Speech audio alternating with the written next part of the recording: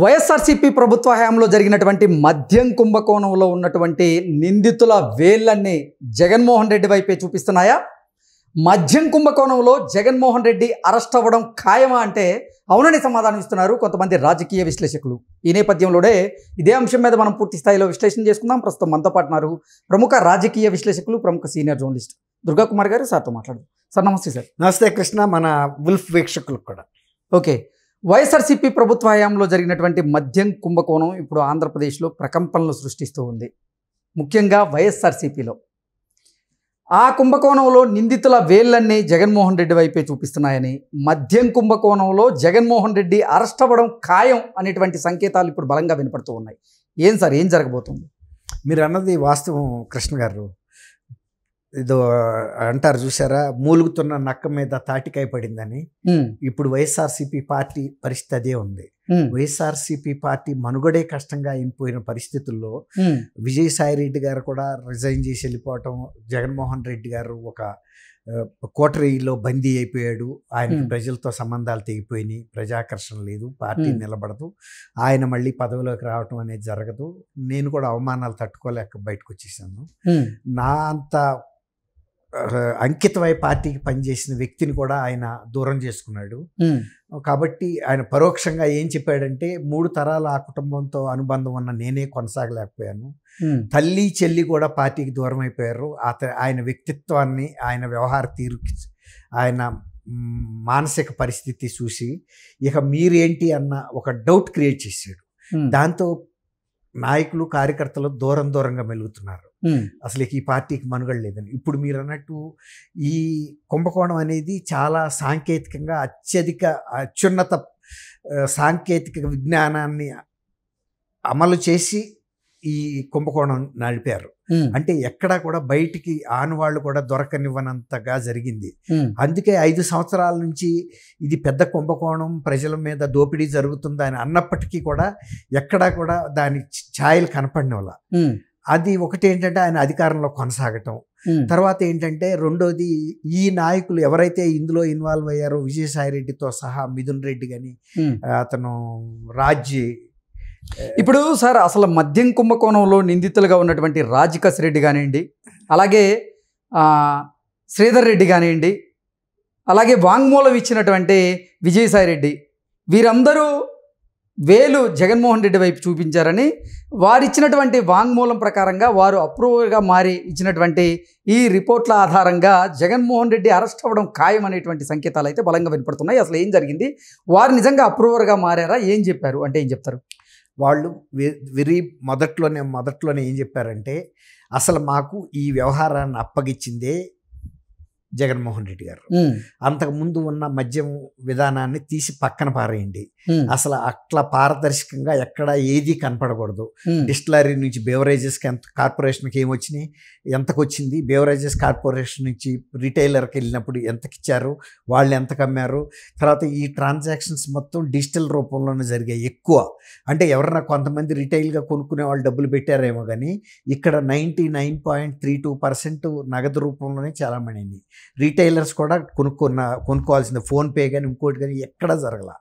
అంటే ఇది మొత్తం కూడా ఈ కుంభకోణాన్ని ఎలా నిర్వహిస్తారో మీరే స్కెచ్ చేయండి అని జగన్మోహన్ రెడ్డి గారు పురమాయిస్తేనే విజయసాయిరెడ్డి గారు 2 సార్లు మీటింగులు కూడా ఆయన ఇంట్లోనే పెట్టాడు.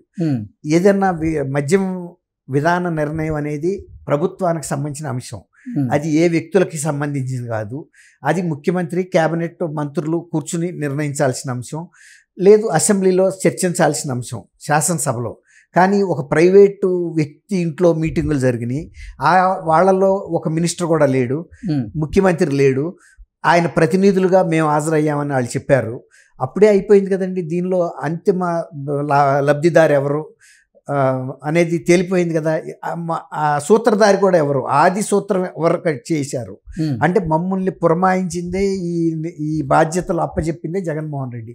చెప్పినప్పుడు ఆయన ఇంకొక మాట చెప్పాడు, గత ప్రభుత్వ మద్యం విధానంలో ఉన్న సాఫ్ట్వేరు, ఆ టెక్నాలజీ మొత్తం తీసేయండి, అది అంతా కూడా ప్రతిదీ కూడా రిఫ్లెక్ట్ అవుతుంది ఆన్లైన్లో ఏ డిస్టిలరీకి ఏ బ్రాండ్లు ఇచ్చారు, ఎంతంత సప్లై చేశారు, అక్కడి నుంచి బేవరేజెస్ నుంచి ఏ షాపులకి వెళ్ళినాయి, వాళ్ళు ఎంతకు అమ్ముతున్నారు, మళ్ళీ బేవరేజ్ కార్పొరేషన్ ఏ డిస్టిలరీస్కి ఏ ప్రోడక్ట్కి ఏ సప్లైకి సంబంధించి ఎంత పే చేసింది అన్నీ జరుగుతున్నాయి. ఇక అట్లాంటప్పుడు మనకు వచ్చేది ఏముంది?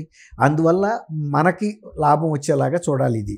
అందువల్ల ఈ మద్యం బయట వాళ్ళకి ఇవ్వమా, వేలం పాటల్లో షాపులు మనమే నిర్వహిస్తాం. తర్వాత ఇండియన్ మేడ్ ఫారిన్ లిక్కర్ అని సపోజ్ మ్యాక్డవెల్ కానీ, కింగ్ ఫిషర్ కానీ, రాయల్ అన్నీ ఉంటాయి కదా, విస్కీ, జిన్ను, ఇవన్నీ కూడా అవన్నీ కూడా అన్ని రాష్ట్రాల్లోనూ అన్ని కేంద్రపాలిత ప్రాంతాల్లోనూ ఎస్టాబ్లిష్డ్ బ్రాండ్స్ మాత్రమే బేవరేజెస్ కార్పొరేషన్స్ తీసుకుంటాయి, వాటిని మాత్రమే ప్రజలకు అమ్ముతారు. నా ఇంట్లో తయారు చేసిన గుడంబ అమ్మను కదా, అమ్మితే అది ప్రజలకు మేలు చేయదు. ఒకటి, నేను గుడంబ ఎంత తయారు చేస్తున్నానో కూడా ఎవరికి లెక్క ఉండదు. కానీ ఇండియన్ మేడ్ ఫారిన్ లిక్కర్ చేసే డిస్టిలరీస్ అన్ని స్టాండర్డ్ డిస్టిలరీస్, అవన్నీ కూడా మొత్తం ప్రపంచవ్యాప్తంగా ఏ దేశంలో ఏ బ్రాండ్ ఎంత ఉత్పత్తి అయింది, ఏ రోజు ఎంత అయింది, ఏ రోజు ఎంత ఎక్కడికి డిస్పాచ్ అయింది, అన్నీ కూడా సిస్టమేటిక్ అకౌంటింగ్ ఉంటుంది. కాబట్టి అదన్నీ తీసి పక్కన పారేయండి మీరు. అట్లాంటి బ్రాండ్లు మనకు అక్కర్లేదు. మనం ఇప్పుడు సపోజ్ ఆ బ్రాండ్లాడు వీళ్ళకి కిక్ బ్యాక్లు కూడా ఇవ్వరు, వాళ్ళకు ఉండేదే తక్కువ మార్జిన్ ఆ డిస్టిలరీ నుంచి రీటైలర్స్ తీసుకునేటప్పుడు, అందుకని ఎక్కువ ఇవ్వరు. కాబట్టి మనమే డిస్టిలరీస్లో మన వాళ్ళే వండుతారు సారా.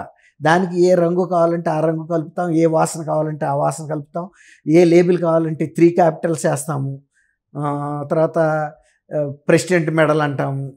అట్లా ఏదైతే వీళ్ళు ప్రామిస్ చేసి ప్రజలకు హామీలు చెయ్యని ప్రాజెక్టుల గురించి కూడా, స్కీముల గురించి కూడా అందులో లేబుల్స్ వేసేసారు.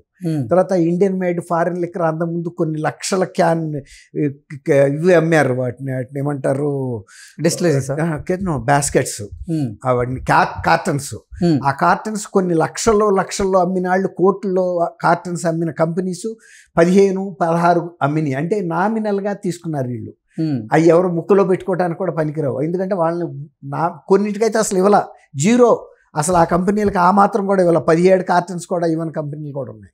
ఈ వీళ్ళు మాత్రం సొంతంగా పెట్టుకున్న డిస్టిలరీస్ నుంచి, అందులోనూ రాజకసిరెడ్డి ప్రతి డిస్టిలరీ వాళ్ళతోనూ వ్యక్తిగతంగా మాట్లాడి, మాకు మీరు ఎక్కువ ఏమేమి కమిషన్లు ఇస్తారో మేము అయ్యే మీకు ఆర్డర్ ఇస్తాం, అందులో ఉండే నాణ్యత మాకు అక్కర్లేదు, మాకు ఎంత ప్రతి కార్టన్ మీద బీర్ మీద ఎంత ఇస్తారు, విస్కీ మీద ఎంత ఇస్తారు, బ్రాందీ మీద ఎంత ఇస్తారు, రమ్ము, జిన్ను, ప్రతిదీ కూడా వాళ్ళు మాట్లాడేసుకున్నారు. మాట్లాడుకుని వీళ్ళు చెప్పినట్టే ఏపీ బేవరేజెస్ ఇవ్వాలి. ఏపీ బేవరేజెస్ కూడా వాసుదేవ్ రెడ్డిని వాళ్ళ సొంత మనిషిని తెచ్చుకున్నారు, ఇండియన్ రైల్వే ట్రాఫిక్ సర్వీస్లో ఉన్న వ్యక్తిని.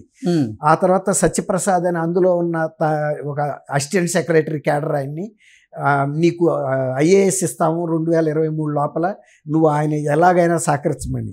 అసలు వాసుదేవరెడ్డి కూడా ఒక స్టేజ్లో ఇదంతా ఇంత కుంభకోణం జరుగుతుంది, రేపు నాకు ముడుతుంది, అక్కడ కూడా ఉద్యోగం ఊడిపోద్ది కదా, క్రిమినల్ కేసు బుక్ అవుతుంది, నేను అసలు ఇదంతా చేయలేను అన్నప్పుడు కూడా అది ఆ బాధ్యతని సత్యప్రసాద్కి అప్పచెప్పేసి అతను చూసుకుంటాడని చెప్పి కూడా సత్యప్రసాద్తో ఇవన్నీ కూడా అరాచకాలు చేయించారు. ఇప్పుడు వీళ్ళు అరెస్ట్ అవుతున్నప్పుడు వాళ్ళు అదే చెబుతున్నారు, మేము ఫస్ట్లో ఈ స్కీమ్ తయారు చేయమని చెప్పిందే జగన్మోహన్ రెడ్డి, అట్లాగే జగన్మోహన్ రెడ్డి ఎట్లా చేశాడో చెప్పాడో అదే మేము అమలు చేశాము. అంటే జగన్మోహన్ రెడ్డికి అత్యంత సన్నిహితంగా ఉండేటువంటి విజయసాయి రెడ్డి వైఎస్ఆర్సీపీని వీడి బయటకు వచ్చిన తర్వాత ఆయన ఈ మద్యం కుంభకోణం విషయంలో ఆయన సాక్షిగా ఒక వాంగ్మూలం ఇవ్వడం, ఆ వాంగ్మూలం తర్వాత ఆయన విచారణకు హాజరైన తర్వాత బయటకు వచ్చి మీడియాతో మాట్లాడుతూ దీని వెనక చాలామంది ఉన్నారని, అసలు జగన్మోహన్ రెడ్డి హస్తం ఉంది అన్నట్లుగా ఆయన చెప్పడం, అసలేంటి నిజంగా జగన్మోహన్ రెడ్డి అరెస్ట్ అవ్వడం ఖాయమా? ఇప్పుడు జగన్మోహన్ రెడ్డి ఆదేశాలు లేకుండా విజయసాయి రెడ్డి ఇంట్లో 2 మీటింగులు పెడతారండి సంబంధం లేని వ్యక్తులతో. ఓకే, వీళ్ళందరినీ ఆథరైజ్ చేసింది మీరు, ఇది నిర్వహించండి, మీరు డబ్బులు ఎక్కడా పోకుండా తీసుకురండి, మన ఇంటికి తీసుకురావాలి, ఇవన్నీ అని పురమాయించాడు. కాబట్టి విజయసాయి రెడ్డి చేశాడు. విజయసాయి రెడ్డి వాళ్ళు నాకేమీ తెలియదు అని చెబితే సిఐడి వాళ్ళు కానీ ప్రజలు కానీ ఎవరన్నా నమ్ముతారా? దీనికి నాయకత్వం వహించింది ఒక రకంగా ఆ కమిటీ కన్వీనర్గా వ్యవహరించిన వ్యక్తే విజయసాయి రెడ్డి. వేరే ఇంట్లో పెట్టలేదు, వేరే గెస్ట్ హౌస్లో పెట్టలా. అంటే వాటాల పంపకం విషయంలో ఏదైనా బెట్స్ కొట్టిందా? అందుకే ఆయన వైఎస్ఆర్సీపీని జగన్మోహన్ రెడ్డిని వేడాల్సినటువంటి పరిస్థితి ఉందా? రాజకసిరెడ్డికి కొంచెం ఎక్కువ వాటా వెళ్ళింది, దానివల్ల విజయసాయి రెడ్డి అంటే ఆయన నొచ్చుకున్నాడని దానివల్లే తెలంగాణలో దాన్ని నారాజు అయ్యారంటారు. అదే నొచ్చుకోవటం. ఇప్పుడు ఒక సింపుల్ విషయం వినండి మీరు, అప్పుడు మీకే అర్థమవుతుంది, మన వీక్షకులు కూడా అర్థమవుతుంది. ఆయన ఏం చెప్పాడు, కాకినాడ పోర్టు విషయంలో వచ్చి బయటికి సిబిఐ ఎంక్వైరీకి వెళ్ళొచ్చి అరవిందో ఫార్మా మా వియ్యంకులకు సంబంధించిన అంశం, నేను నా కూతురు నా ఇంట్లో ఇచ్చాను కాబట్టి నేను వాళ్ళ ఆర్థిక అంశాల్లో ప్రత్యక్షంగా కానీ పరోక్షంగా కానీ ఒక్క రూపాయిని కూడా ప్రభావితం చేసే విధంగా నేను మాట్లాడను, జోక్యం చేసుకోను అన్నాడు. కానీ ఇక్కడికి వచ్చేటప్పటికి రాజకేష్ రెడ్డికి, మిథున్ రెడ్డికి, సజ్జల అతని పేరేంటి శ్రీధర్ రెడ్డి వీళ్ళకి 100 కోట్లు అప్పు ఇవ్వమని నేనే అరవిందో కంపెనీని ఇప్పించానని చెప్పాడు. 100 కోట్లు యాజ్ ఇఫ్ ఒక 1 రూపీ లాగా మాట్లాడుతున్నాడు. ఆయన ఆడిటర్గా 100 కోట్ల విలువ ఏంటో ఆయనకు తెలుసు. తర్వాత వాళ్ళు ఎందుకు వాడుకుంటారనేది కూడా నేను అడగలేదన్న లెవెల్లో మాట్లాడుతున్నాడు. అసలు అలా వియ్యంకులు కంపెనీలో ఈయనకి ప్రమేయం లేనప్పుడు 100 కోట్లు ఇవ్వమని ఎవరైనా చెబుతారండి? లేనిపోయిన ఆర్థిక వివాదాలు వస్తాయని అనుకుంటారు కదా. తర్వాత ఇంకోటి చెబుతున్నాడు, ఇప్పటికి కూడా ఆయన ఒక 60 కోట్లకి సంబంధించి వడ్డీ కట్టారు కానీ 40 కోట్లు ఇంకొక కంపెనీకి ఇచ్చారు, దానికి సంబంధించిన వడ్డీ కట్టినట్టు లేదని కూడా చెబుతున్నాడు ఆయనే. అంటే అక్కడ ఒక చిన్న వివాదం ఉంది, అక్కడ వడ్డీ కట్టలేదు అంటున్నాడు. వాళ్ళకి తేడాలు వచ్చినాయి. అందులో ఆయన పాత్రధారి లేకుండా 100 కోట్లు అరవిందో నుంచి ఎందుకు ఇప్పిస్తాడండి? ఈయన ఏమన్నా ఋషి వచ్చినాడికల్లా అరవిందోకి పంపించి డబ్బులు ఇవ్వండి వాళ్ళకి అని చెప్పడానికి, ఆయన స్వార్థ ప్రయోజనం లేకుండా. ఇప్పుడు ఆయన ఈ క్విడ్ ప్రోకోలో కూడా జగన్మోహన్ రెడ్డికి సహకరించడం వల్లనే కదా పార్టీలోనూ రాజ్యసభ మెంబర్గా ఇన్ని పదవులు పొందాడు. ఆయన ప్రభావం దీంతోనే కదా. అలాగే ఇక్కడ కూడా ఆయన చెబుతున్నంత అమాయకుడు కాదు, అక్కడ ఖచ్చితంగా ఆయన ప్రమేయం ఉంది. వీళ్ళందరూ కూడా వాళ్ళు బలయ్యే ముందు జగన్మోహన్ రెడ్డిని ముందు బలి చేసిన తర్వాత వీళ్ళు అవుతారు తప్ప జగన్మోహన్ రెడ్డిని సేఫ్గా బయటికి పంపుతారనేది ఒట్టి మాట. ఖచ్చితంగా జగన్మోహన్ రెడ్డి అని చెబుతారు. అందుకు సంబంధించిన పూర్తి సాక్ష్యాధారాలు కూడా వాళ్ళు ఇవ్వగలరు. Okay sir, thank you so much అండి. థ్యాంక్ యూ కృష్ణ గారు, మన వీక్షకులకు కూడా.